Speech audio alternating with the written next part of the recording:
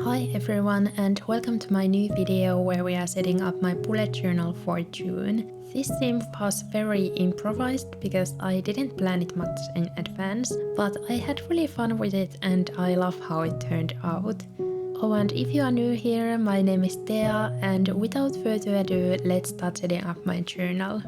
So I started off by cutting some Dutch doors because I really liked having those in my May setup, and first I was thinking of doing some kind of tabs but decided to cut the one I made off because I realized that I didn't like how it looked, as I was going for more like a waterfall Dutch door or tab look. I cut the first Dutch door from the third dot and the page underneath on the second dot because I wanted the Dutch door to be about the width of washi tape wider, if that makes any sense. Then I decided to add this very light blue grid paper that I had on the cover page because I thought that would make this cover a bit more interesting. Like I said earlier, I was going with the flow with this cover page, which I usually don't do, as I often make sketches of my cover page in a separate notebook first, so I can change the colors and stuff. This time I didn't have much time for my setup as I was making it very late, so I decided to just wing it, and luckily it turned out well. Maybe I should do that more often as I really enjoyed this process as well. Anyway, as I was looking at this craft paper, I really liked the torn edge of the paper, so I decided to do something I've never done before, which was tearing a little hole or window in the middle of the paper. First I used my scissors to make a hole in the center of the paper, and then I just started carefully tearing the paper and used my other hand to kind of guide where I was going, so I wouldn't accidentally tear the paper apart. I had this window idea in my mind when I started making this setup and tested making flowers on a tracing paper, and I used that to figure out what I wanted to do on my cover page. I felt like something was missing, so I decided to add some pieces of this old book page that I've printed out, and I will link the printable in the description if you want to use that as well. This time I had just printed it out in black and white, so it fits better on a cool color palette. As I wanted to draw the flowers later on this tracing paper, I added that behind my craft paper window. If you don't have tracing paper, you could always just draw the flowers on the page underneath instead, and I think it would work just fine as well. I also decided to round the corners because I really like that look, and felt like it looked better with the torn up hole.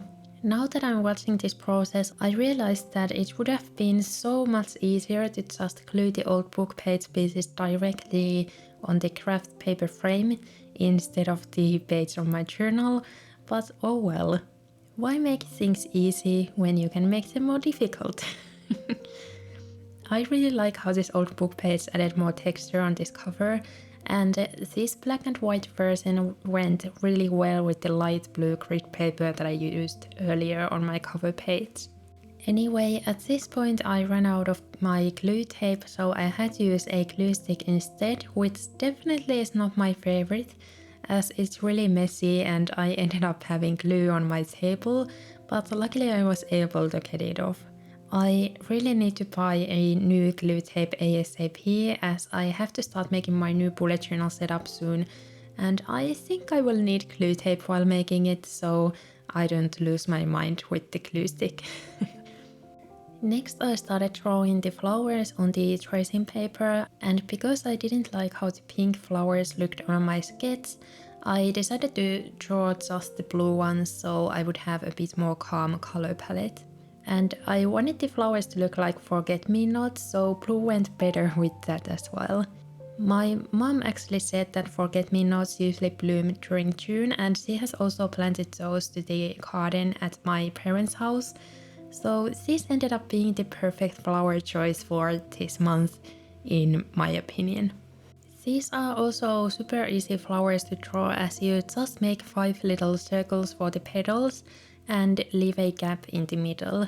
The tracing paper makes the colors look a bit more muted, so definitely keep that in mind if you decide to use it.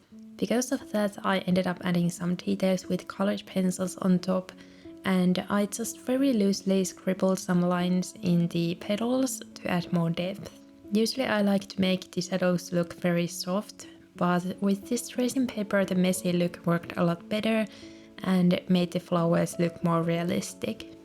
Because the white center didn't show up anymore, I went around the brown center with a white gel pen to make the flowers look a bit more defined, and I used my white jelly roll in size 10 for this as always.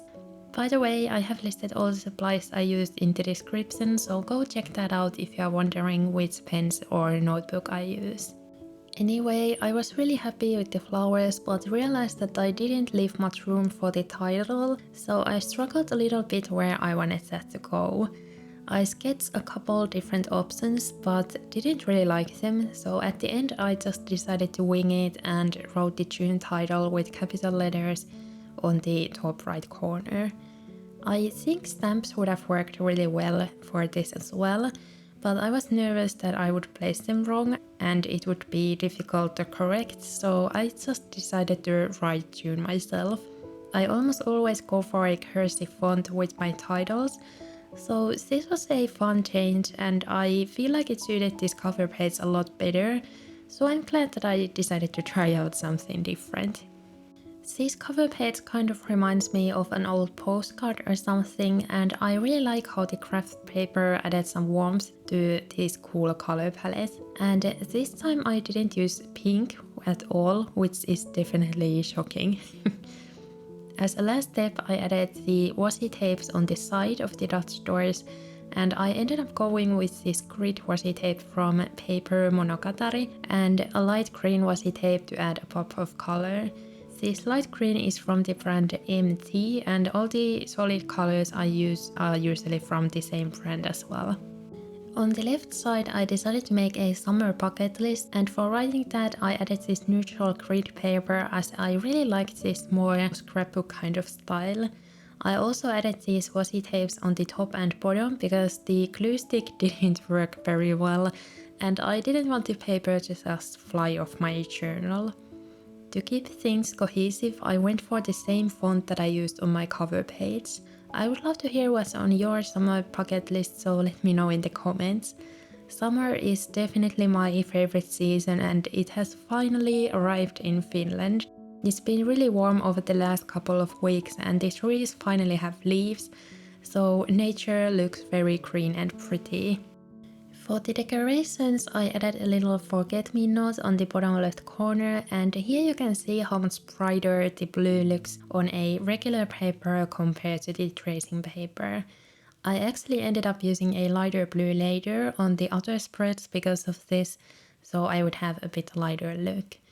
You could also draw this on a piece of tracing paper and then cut it out to have like a little sticker, but I wanted to save some time, so I didn't do that.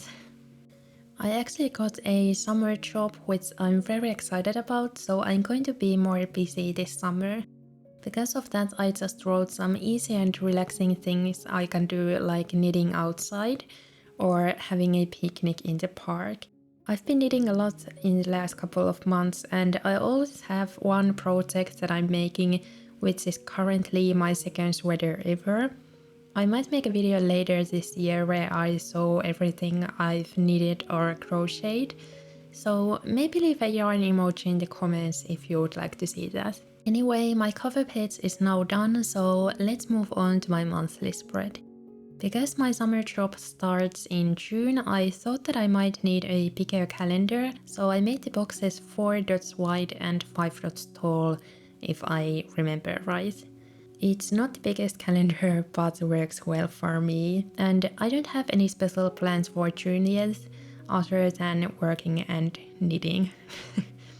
I might try to complete some things on my bucket list though, and I would love to hear if you have any plans for June, so let me know in the comments. Oh, and I'm also going to be setting up my new bullet journal, which I haven't given much thought yet. I think I want to try out some new spreads, but don't know yet what those could be, so I need to start gathering some inspiration, I guess. If you have any great spread ideas, definitely let me know. I have already picked my next journal and it's going to be the same size as this one, as this size has been working really well for me. I will also try to get the new travel journal video up soon, as it's almost finished and I've just been procrastinating with the editing a bit. Anyway, I kept the decoration pretty simple with this spread and just added a couple of flowers on the top of the calendar so they would be next to the title. I was also thinking of adding some grid paper on the right side for the notes section, but that made the spread look a bit too busy, so I left that out.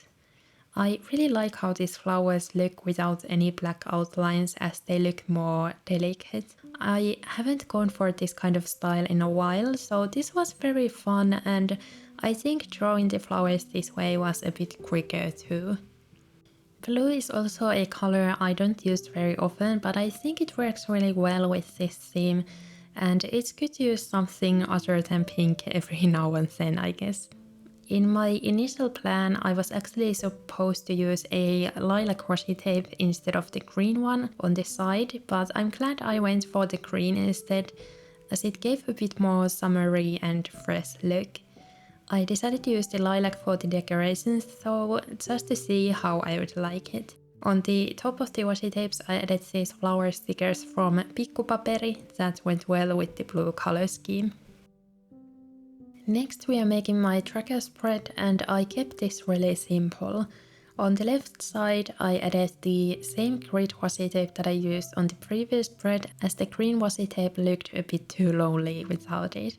I went for the same layout that I used in May, but this time I used the grid paper for every outer box, as I didn't have a good color for the gingham pattern.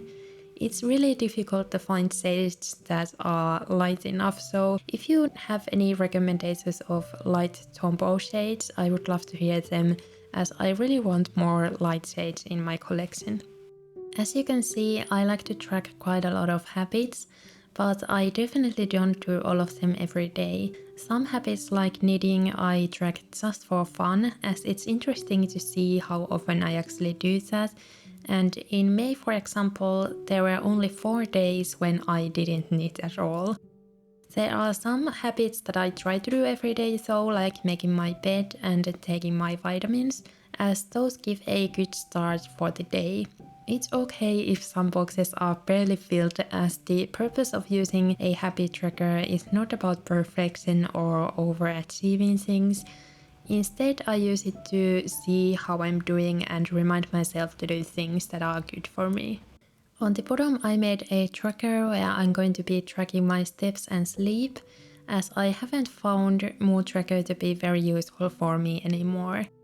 I track my sleep with a dotted line and steps with a vertical line, and I will try to remember to post a photo or reel on my Instagram so you can see how it looks when it's filled. For the title, I decided to use stamps this time just for a change, and I really like the look of them. Because there was quite a lot of empty space on the right side, I decided to draw some flowers for decorations. This time I used 2 different shades of blue for the petals, and that gave a nice variety to the flowers. Oh, and I would love to hear which habits you are tracking.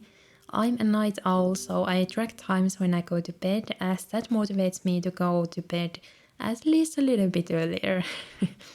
Sleeping before midnight is a good goal for me, as I'm usually always up at 12 AM. I would love to be a morning person, but I'm just not. One summer I had to go to work at 6 AM and I never got used to it. I would love to hear whether you are a morning person or a night owl, so let me know in the comments. Anyway, I hope you aren't tired of seeing me drawing these flowers yet.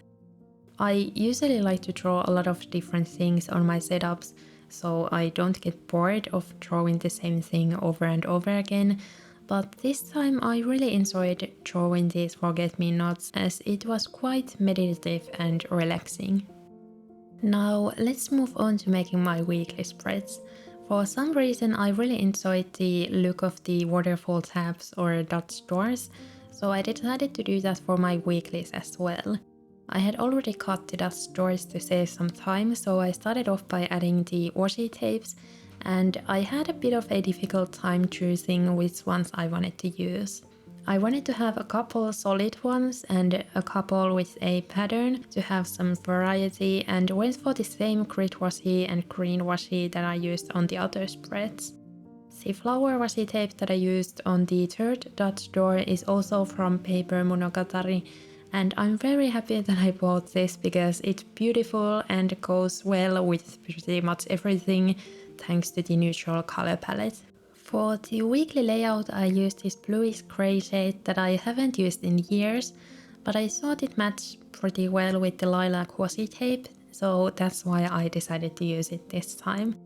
I went for this basic vertical layout, which is one of my favorites to use, as you can fit a lot of tasks in there and still have some space for journaling. To be honest, I didn't use my journal much in May, but that happens almost every time summer is coming, so that's fine. I think I will use my journal more in June though, as I'm working, so I need to write more to-do lists and stuff to keep everything organized. I decided to use this cursive font for writing out the weekdays, as I thought it went well with the decorations and gave a bit more elegant look. On the empty left side I wanted to make a little collage to change things up a little bit, and I used the same papers as I did on the cover page. I've definitely come a long way when it comes to collages, as a couple years ago I never made them in my journal and mainly just drew things on my setups. Now I really love collaging as it adds a nice texture, and it's also a bit quicker sometimes, even though you will definitely have more mess to clean up afterwards. Anyway, I think this proves that your skills will evolve the more you practice them, and it's important to go out of your comfort zone sometimes. We all start somewhere, so don't compare your art or bullet journal to others. If you'd like to see how different my first bullet journals looked, I have posted a flip through of them, which I will link in the description so you can check that out. I think this is my 7th year of bullet journaling, so I've definitely had a lot of practice and made spreads that I loved and spreads that I didn't like at all. That's all part of the process, and I think the most important thing is to find the style of bullet journaling that works for you and your needs.